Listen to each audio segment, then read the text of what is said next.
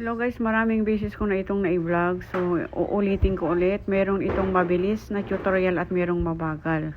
Merong umpisa, meron na rin sa gitna. So, punta kayo sa page ko at scroll nyo. Hanapin nyo doon kasi marami talaga ako. Kaya ngayon, inulit ko ulit siya guys kasi merong nagtatanong. So, ito para sa iyo to ma'am. Sana po ay mapanood mo to ma'am at masundan nyo na po yung ganitong tahi. Ito kasi maganda sa mga sleeves, size ng t-shirt at sa kalaylayan ng t-shirt guys, sa mga maluluwag guys. Meron na itong design, mapapasikipan nyo pa. So ito yung tutorial ko guys. Ayan ay may long na dito at saka merong short dito guys. So hanapin nyo yung buo, ito yung long na video guys. Pag yung short, yun yung hindi buo guys.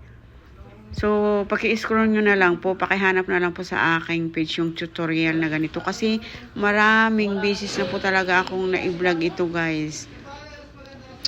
Ayan, so para sa inyo, inulit ko na lang po para makuha nyo naman guys.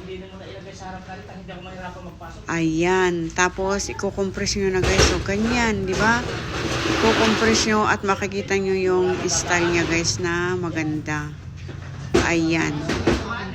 So thank you guys for watching. Please like and share naman po para maraming makapanood sa aking sewing tutorial guys.